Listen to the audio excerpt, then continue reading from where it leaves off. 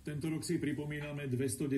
výročie narodenia Ľudovíta Štúra, jednej z najvýznamnejších osobností slovenských dejín a zároveň 180 rokov od vzniku Slovenských národných novín, ktoré sa stali prvým tlačeným hlasom národného hnutia. O tom, čo tieto výročia znamenajú nielen pre našu históriu, ale aj pre súčasné vnímanie národnej identity a kultúrneho dedičstva, sa porozprávame s Michalom Badom, riaditeľom Slovenského historického ústavu Matice Slovenskej. Dobrý deň. Príjemný dobrý večer prajem. Tento rok je rokom dvoch veľkých výročí, ako sme spomínali, 210 rokov od narodenia Ľudovíta Štúra a 180 rokov od vzniku Slovenských národných novín.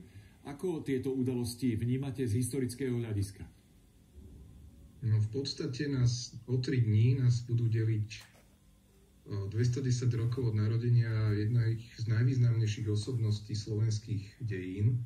V podstate Ľudovít Štúr patrí medzi popredných predstaviteľov slovenského národného obrodenia a je to veľmi komplexná bytosť alebo postava, lebo spája v sebe postavu vedca, pedagóga, jazykovedca, básnika, politika a mnohé v podstate mysliteľa, filozofa, ktorý, povedal by som, zastrešil to obdobie vrcholného lámania sa dejín slovenských v 19. storočí. Dejiny ako také všeobecne môžeme deliť na obdobia, kedy plynú pozvolne a v podstate sa nič nemení. Potom prichádzajú zlomové obdobia. Práve ako keby Ľudovít Štúr stál v tom období meru 8 rokov a v 40. 30. rokoch na tepe doby a určoval svojou osobnosťou, charizmou smerovanie slovenského modernizačného prúdu a vlastne formovania moderného slovenského národa. Čiže je to veľmi dôležitá postava slovenských dejín. No a národné noviny, ktoré založil, v podstate boli tlačovým orgánom, boli priestorom, o ktorý veľmi dlho bojoval. Trvalo celé roky, kým sa mu podarilo v tom metternichovskom, rakúskom absolutizme presadiť vôbec myšlienku, že by Slováci mohli mať vlastné noviny. Bolo to spojené s veľkými problémami finančnými, bolo treba zložiť kauciu 4 000 zlatých a túto myšlienku podpory slovenských národných novín tak presadzoval, že zapojil do toho aj slovenskú šľachtu, podporilo to 300 liptovských a turčianskych zemanov a celý národ, v podstate veľmi široké spektrum obyvateľstva, keď sa dostalo im do rúk prvé výtlačky a začali ich odoberať, tak boli nadšení z toho, že Slováci ako národ majú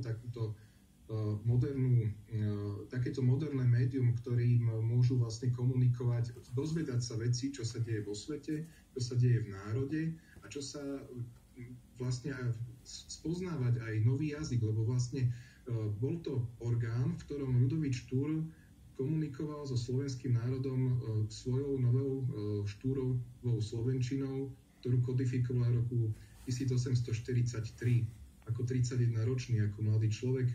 Ľudovít Štúr bol aj veľmi dobre pripravený organizačne na to, aby tieto noviny rozbehol. Pracovalo v redakcii asi 5-6 ľudí.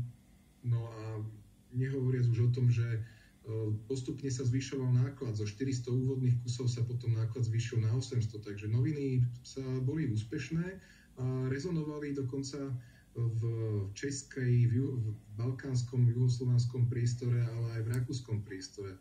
Informácie, ktoré tam Ľudovít Štúr dával. A na druhej strane on prinášal informácie zo sveta. Takže bolo to médium, ktoré bolo aj slovenskou stranou čiastočne kritizované za prílišnú štúrovú opatrnosť. Bolo treba povedať, že tie noviny boli pod veľmi pozorným cenzorským dohľadom viedenskej vlády, takže každé slovo bolo zvažované, či nespôsobí nejaký, by som povedal, prehrešok voči cenzúre. Takže Ľudovít Štúr mal veľmi zložitú úlohu. Na jednej strane prinášať revolučné, nové, moderné, priebojné názory o tom, ako má smerovať slovenský národ, uhorská spoločnosť, národnostné vzťahy. Na druhej strane veľmi pozorne a opatrne sa chovať v tom, by som povedal, zákonnom rámci, ktorý mu tieto zákony v tom období poskytovali. Jeho myšlienka, veľmi zjednodušene môžeme povedať, že Ľudovít Štúr chcel z oddaného Slováka, ktorý do roku 1848 patril vlastne, väčšina obyvateľstva bola roľníckeho pôvodu a boli poddaní, chcel urobiť moderného občana a voliča. A to je základná vec, ktorej on smeroval, emancipovaného, ktorý má svoje národné povedomie, je otvorený novým myšlienkam, je pokrokový, slobodný a dokáže sa realizovať vo svojej praxi. Vy ste už veľa vecí naznačili, ale v čom bol Ľudovít Štúr výnimočný, že sa dokázal medzi rovesníkmi presadiť, získať si autoritu a stať sa prirodzeným vodcom celej generácie? Tak doboví súčasníci Ľudovita Štúra hovoria o tom, že to bol veľmi charizmatický, veľmi príjemný človek, veľmi komunikatívny, veľmi inteligentný. On ovládal asi 11 až 12 jazykov, slovom aj písmom. Bol mimoriadne podľa mňa dobrý psychológ.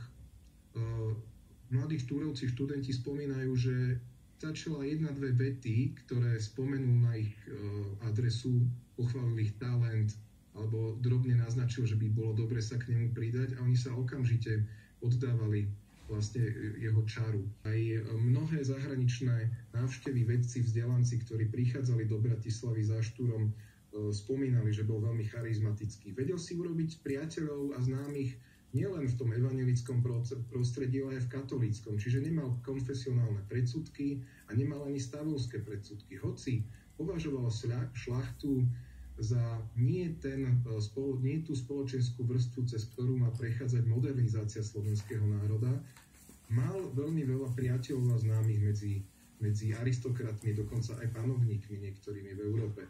Čiže dvere mal otvorené aj na kniežacie dvory, ku šľachte, zemanom, duchovným.